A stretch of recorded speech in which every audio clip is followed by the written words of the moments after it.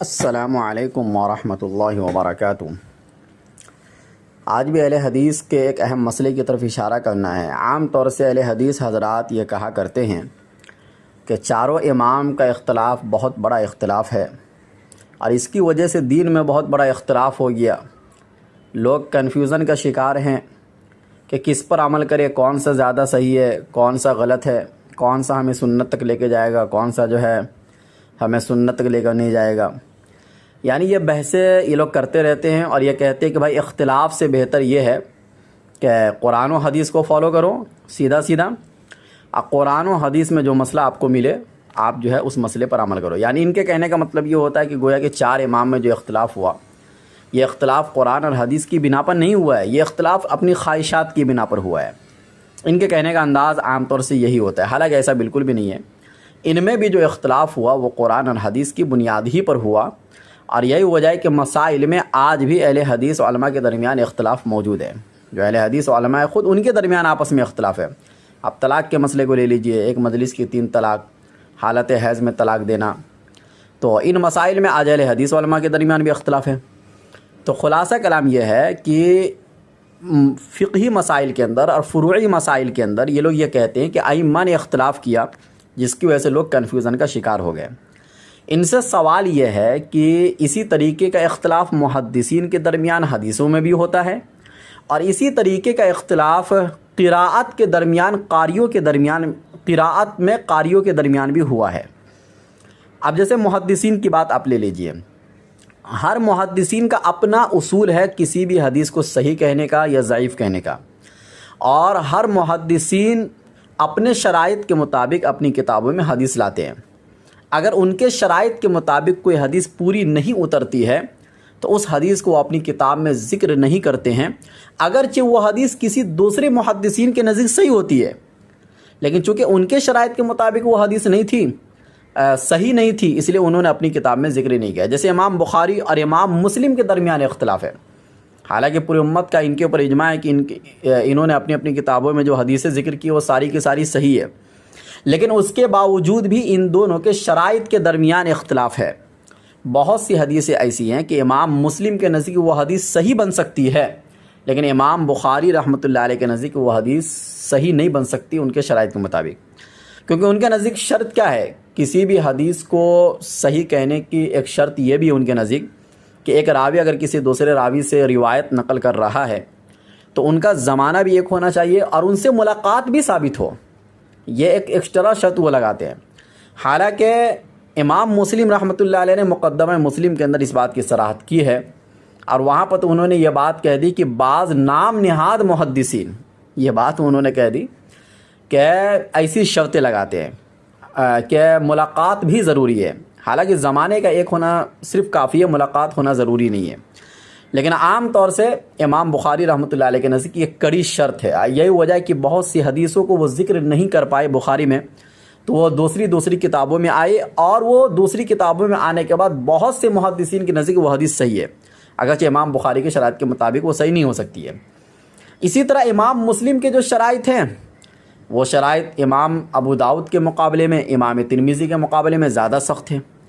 امام ترمذی رحمۃ اللہ علیہ عام طور سے متساہل شمار کیے جاتے ہیں، تھوڑا نرم گوشہ رکھتے ہیں،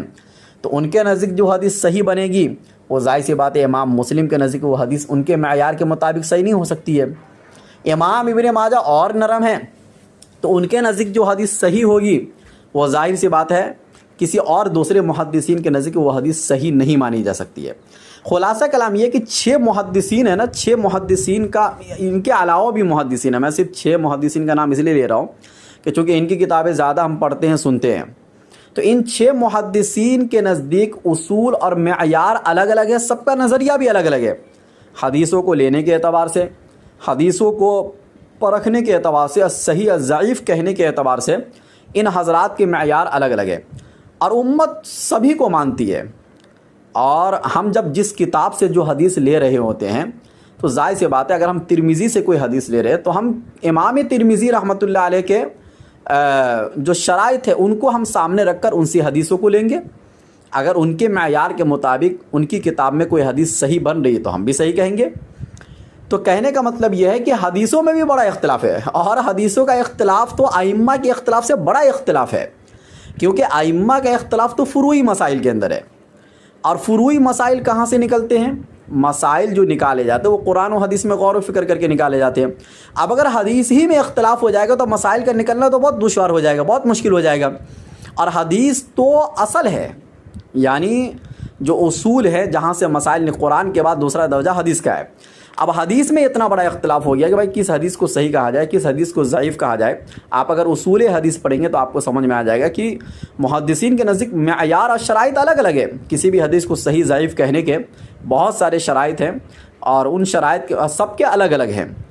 اب خلاصہ کلام یہ ہے کہ کیا محدثین کے ان اختلاف کی وجہ سے ہم یہ کہہ سکتے ہیں، یا اہل حدیث حضرات یہ کہہ سکتے ہیں کہ انہوں نے امت میں اختلاف پیدا کیا؟ حالانکہ 6 کا اختلاف 4 کے اختلاف سے بڑا ہے۔ 4 امام کا اختلاف ہو اتنا بڑا نہیں ہے، لیکن 6 کا اختلاف ہو جائے یہ زیادہ بڑا ہے، اور 6 کے بعد 7 کا اختلاف ہو وہ اس سے بھی زیادہ بڑا ہے۔ اب دیکھو قاریوں کے درمیان قرآن میں اختلاف ہو گیا ہے، قرآن کے قراءت میں، پڑھنے کے انداز میں، تلفظ کے ادا کرنے میں، بہت ساری چیزوں میں اختلاف ہوا، اور جس کی وجہ سے دنیا میں 7 قاری مشہور ہوئے، اور 7 قاری کو دنیا مانتی ہے۔ اب سوال یہاں پر یہ ہے کہ کیا وہ 7 قاری نے امت میں اختلاف پیدا کیا ہے، یا انہوں نے قرآن کو ہم تک پہنچانے کی کوشش کی ہے؟ ظاہر سی بات ہے ان کے اختلاف دلائل کی بنیاد پر ہوئے۔ اب دلائل کی بنیاد پر جو اختلاف ہوتے ہیں، قرآن و حدیث کی بنیاد پر جو اختلاف ہوتے ہیں، اس اختلاف کو امت میں انتشار کا سبب نہیں کہا جاتا ہے۔ لیکن اہل حدیث حضرات محدثین کے اختلاف کو آپ کے سامنے نہیں لائیں گے، اہل حدیث حضرات قاریوں کے اختلاف کو آپ کے سامنے نہیں لائیں گے، چونکہ اگر یہ اختلاف وہ لائیں گے تو ظاہر سی بات ہے پھر ان کا مسئلہ حل نہیں ہوگا۔ ان کا مسئلہ کب حل ہوتا ہے، اور امت میں جو فتنہ انہوں نے پھیلایا وہ فتنہ کب پھیلتا ہے زیادہ؟ جب وہ ائمہ کے درمیان، ائمہ اربعہ یعنی جو مجتہدین تھے ان کے درمیان جو اختلاف ہوتا ہے اس کو وہ لوگ سامنے لائیں گے، اب بار بار سامنے لائیں گے۔ دیکھو امام اعظم یہ کہہ رہے ہیں، امام شافعی یہ کہہ رہے ہیں، امام مالک یہ کہہ رہے ہیں، حالانکہ امام بخاری کچھ اور کہہ رہے ہیں، امام مسلم کچھ اور کہہ رہے ہیں، امام مسلم کچھ اور کہہ رہے ہیں، امام ترمذی کچھ اور کہہ رہے ہیں۔ ان کے درمیان بھی بڑا اختلاف ہے، لیکن ان اختلافات کو یہ لوگ سامنے نہیں لائیں گے، جبکہ میں نے کہہ دیا کہ یہ اختلاف زیادہ بڑا اختلاف ہے ائمہ اربعہ کے اختلاف کے مقابلے میں، چونکہ ان کا اختلاف مسائل کا اختلاف ہے، اور مسائل نکلتے ہیں احادیث سے، اور جب احادیثی میں آپ اختلاف کر دیں گے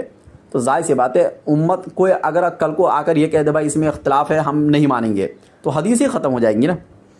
یا وہ یہ کہہ دے کہ صرف بخاری کو مانیں گے، بخاری کے علاوہ کسی کو نہیں مانیں گے، تو یہ بات بھی غلط ہو جائے گی۔ اور اس کے علاوہ بھی اور بھی بہت سارے حدیثوں میں اختلاف ہے، راویوں کے اختلاف ہوتے ہیں، متن کے اختلافات ہوتے ہیں، الفاظ میں اختلاف ہوتے ہیں، لیکن ان ساری اختلافات کو حل کیا گیا احادیث کی روشنی میں، دلائل کی روشنی میں حل کیا گیا ہے۔ یہ نہیں کہا گیا کہ یہ لوگ دنیا میں جو ہے نا انتشار پھیلا کے چلے گئے، اختلاف پھیلا کر چلے گئے، ایسا کسی نے بھی نہیں کہا، اور یہ اہل حدیث بھی نہیں کہتے محدثین کے بارے میں۔ لیکن جب ائمہ کی بات آتی ہے تو ظاہر سی بات ہے وہاں پر پھر یہ لوگ اگلنا شروع کر دیتے ہیں، اپنے منہ سے جو ہے گندی باتیں نکالنا شروع کر دیتے ہیں، بس زبانی شروع کر دیتے ہیں کہ بھائی ان تک تو حدیثیں نہیں پہنچی تھی، ان کو تو حدیث کے صحیح ضعیف ہونے کا پتہ نہیں تھا،